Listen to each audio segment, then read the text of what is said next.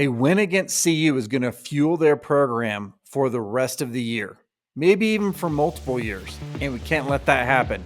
We're going to discuss this and much more on this episode of Alpine Garage Sports.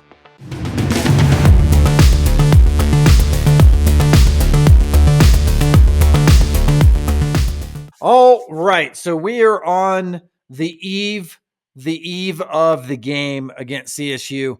And so what I'm going to do is I'm going to break down the game, kind of some stats that going into this game may be important to Colorado and really Colorado State going into this game. We have some footage that I'm going to bring you as well to kind of back up a little bit of what I'm saying. And at the end, we're going to have a bonus. It's a bonus piece of footage that I took from the CSU Northern Colorado game, which is telling as to what may be happening in this game. And you're not going to like it. It's going to get you fired up, hopefully. But considering CSU's win against Northern Colorado University, they won 38-17, so they won pretty handily. Here's some key things that you need to know. They had 202 yards passing and 224 yards running. So CSU had more yards running than passing against Northern Colorado University with Nicolosi as their quarterback. Now, obviously last year, he put up a pretty big number against us last year. And he's kind of known as a throwing quarterback, and they have a really good receiver in Horton, which I guess he's going to play now, but we don't know how much and what's going to happen there. But that combination was deadly for us last year, especially when you're talking about digs and slant routes, just absolutely murdered us, right? Well, this year, it's almost flipped the script now because they become a running team overnight. And they're not passing for very many yards. In fact, I want to say Nicolosi last year was in the 70 percentile range, maybe a little bit more than that in his accuracy. But this year is at 62%. So he's not as good as he was last year. And they're not passing it near as many times, even though they have Horton on the team. So now they're a running team.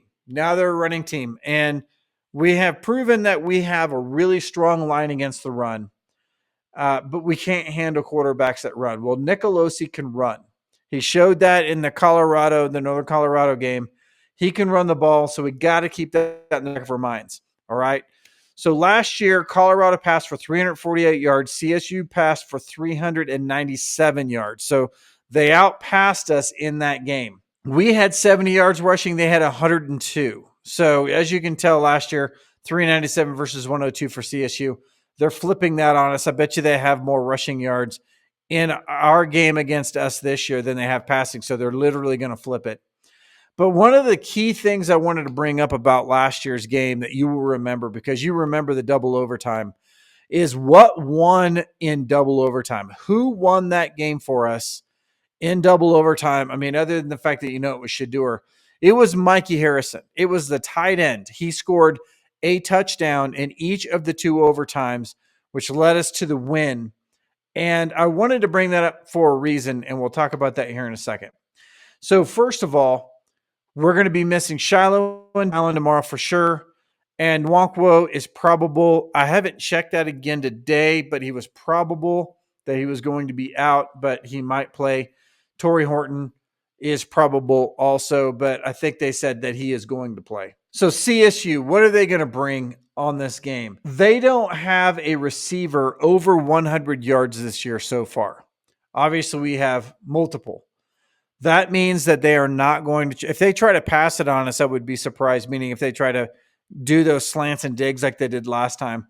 It's very possible if they do, we got to be ready for it, and I'm going to bring that up at the end here. But they don't have a receiver over 100 yards yet this year. So Horton has just slightly under 100, and Goody has 50. So as you can tell, Horton is obviously their number one receiver, but when you drop from him, it drops way off. Even after Goody, it drops way off from there. Their top four backs all have runs greater than 4.8 yards per average carry. So they are doing a monstrous job. And keep in mind, they played Texas this year, guys. All right. So not all of these yards came against Northern Colorado. They actually run it on Texas as well. 4.8 yards per carry average for their top four backs or greater. Okay, so their most prolific runner is Justin Marshall, and you've seen him run. He's a fast runner. He's not a huge guy, but he's really, really shifty. And I'm going to bring you. Let's take a look at that footage right now. I've got him here, and I wanted to bring this up for another reason. This is Justin Marshall right here. Now, in this setup, you can see here. This is one of the formations that I'm thinking, and almost all of Buff Nation is thinking they need to be running out of. Which this is an 11 personnel. So this is a running back, and then if you look at the top of your screen here, let me get my cursor over there. They have a tight end in there, right there. Okay, and that tight end is going to be crucial in this play. Watch this tight end, okay? Then they also had a receiver coming in motion here, and I'm sorry, but they cut the video off, so I don't have them actually in the formation. Is right when they're handing it off. But this receiver right here was in motion, came up to engage one of these receivers. Very similar to what I was showing you in last week's game against Nebraska. And if you didn't watch that video, go back one video and watch, because I had some footage in there and you need to see this. But we had a receiver in motion on fourth down. That receiver did not engage anyone on the defense because that receiver thought that it was an RPO that they may actually throw the flat to him. In this particular case, the receiver that was in motion actually engages and again is helping on this play. So let's move through this just real quick. Okay, so there's Justin. Justin's blasting through. Now, if you notice, that tight end right here, okay, has locked up this edge right here, all right? Then you have every offensive guard and tackle running downhill against all of these other defensive tackles right here and edges. And they're just going to freaking plow. Watch this. They're just going to plow straight down on these guys. And the receiver down at the bottom is locked up that defensive back. So that defensive back is basically out of commission now. And Justin is going to find that hole. And that's how you do it right there. Now, the one thing that they did do in this is they were running out of shotgun. And I like that on this play because with that 11 personnel, you have that extra blocker, and handing it off in the shotgun right there gives the back an opportunity to find a hole. As you can see, he made a small cut right there. He was thinking about going to the outside to the right possibly, but then he sees the hole open up, makes a cut, and then bam, hits that hole. That offensive line did a great job on that block, and that tight end did his job. He got into the secondary, a little bit of a stiff arm, missed tackle, fall down. What does that look like? That looks a lot like Dallin Hayden right there. All right, and then finally pushed out. So I wanted to show you that because not only does that show Justin Marshall's running ability, but also it shows what you can do when you're running in the right personnel group. The most prolific back is Justin Marshall. He is averaging 4.9 yards, but he has the most yardage of any of the backs, right? Then right behind him, you have Keegan Hollis. Now, he doesn't have as many yards, but he's running for 7.8 yards per carry. And just before you say, yeah, he probably ran like a 60-yarder at some point to get that up. No, his longest run of the year so far is 11 yards. So his 7.8 is an honest 7.8. He's a pretty bruising back. He's kind of a big back, not a huge back, but bigger than Marshall. He could potentially be an issue for us. So I wanted to keep an eye out for him. Another key for CSU, crossing routes. The crossing routes got us last year. I haven't seen them a whole lot this year in the games that I watched, the two games that I watched. But they might just bring it out for nostalgia reasons because they were able to give us a hell of a time last year with those crossing routes. We need to open up our defense a little bit differently than just doing this man defense. We'll talk about that here in a second.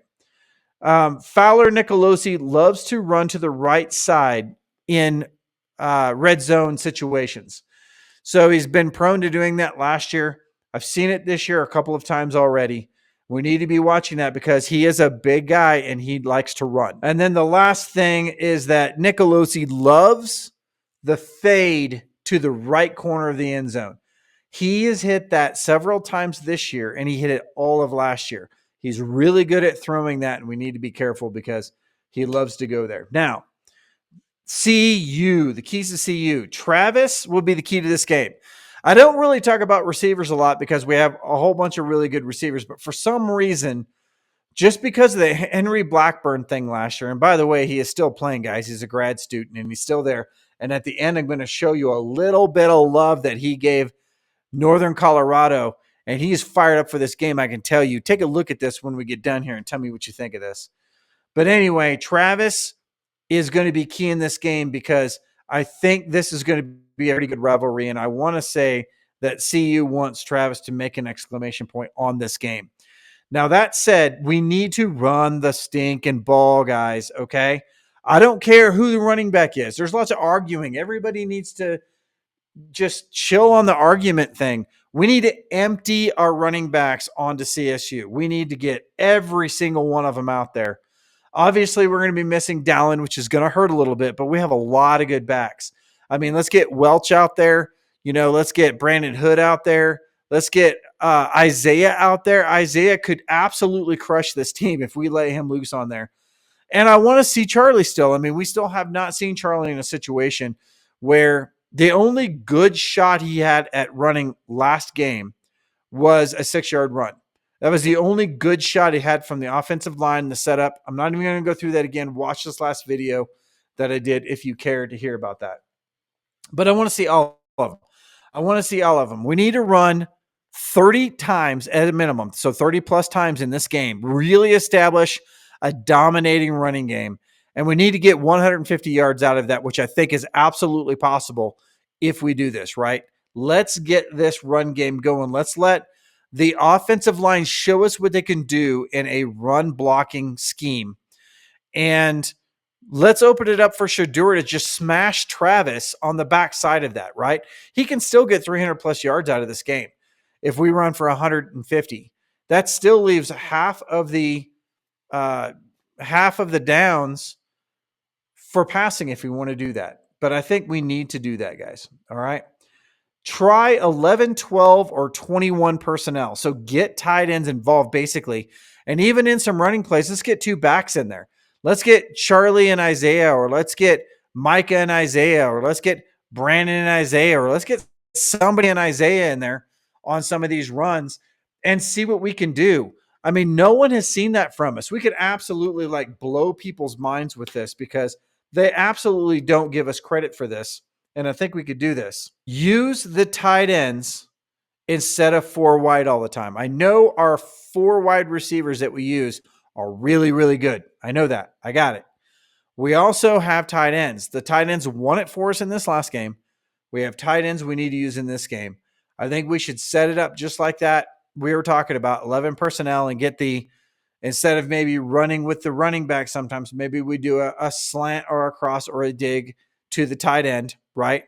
Or maybe we go 1 personnel and have no running back, have 4 red receivers, and have a tight end. That's going to screw them up big time, man. I'm telling you, it'll totally freak them out, right?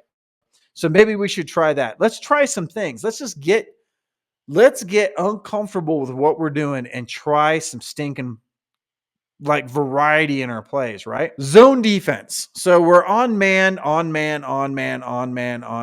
with Nicolosi being a running quarterback, and with their running backs being as prolific as they are, and with the slant and the dig being a potential issue for us, I think we ought to change up our defense a little bit to try to mitigate this. Are we going to? I don't know. I think we should. Last one and the biggest one, time of possession. I used this in every single game last year. Time of possession, we have not won it this year, okay? So I keep bringing up the 17 minutes. We are consistently in the 21 minutes versus 38 minutes for our opponent for the first 2 games. We need to at least meet that in the middle. We need to be an even 30-30. We need to maybe be even on the high side of that and run 32 to 35 minutes off the clock and keep it out of the hands of the running backs.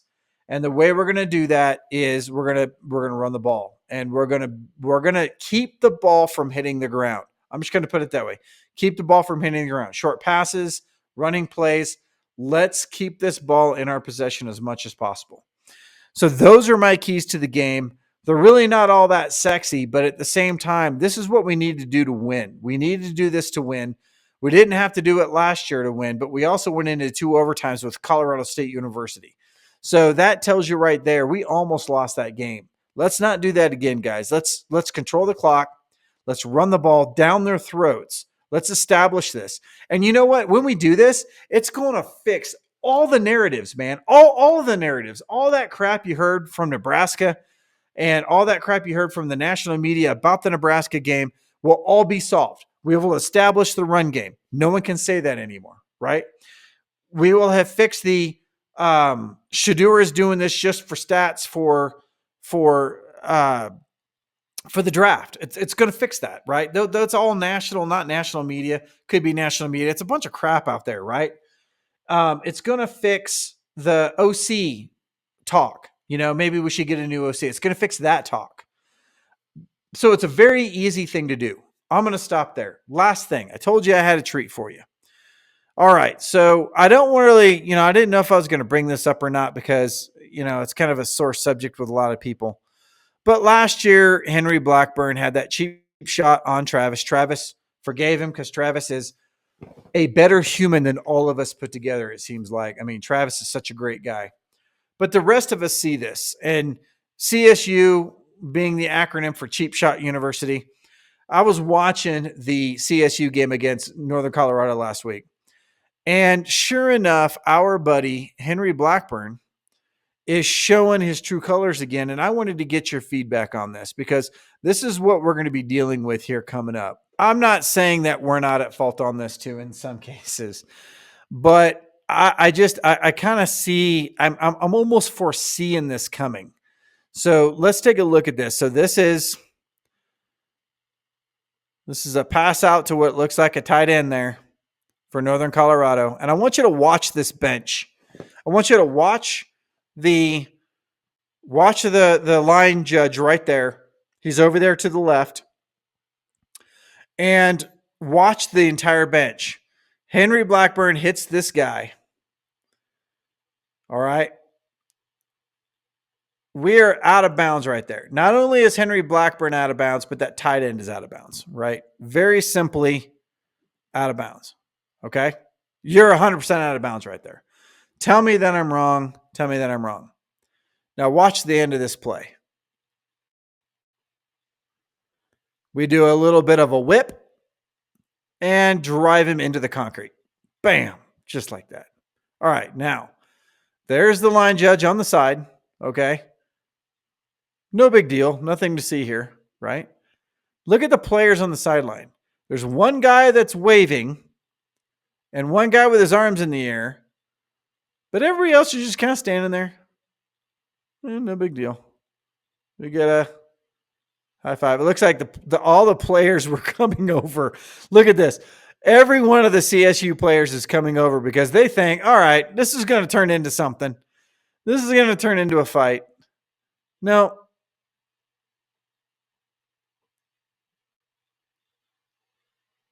No fight.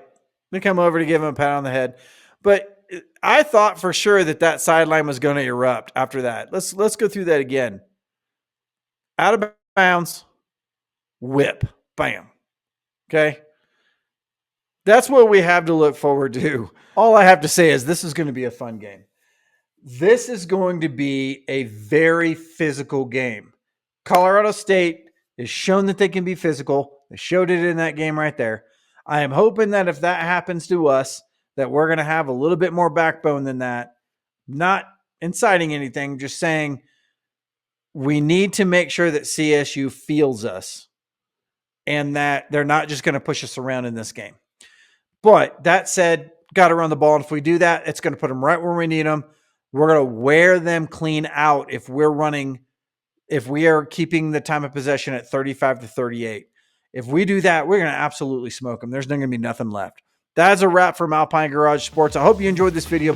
Please comment down below. Tell me what you think about everything that we talked about today. And we will see you in the next video.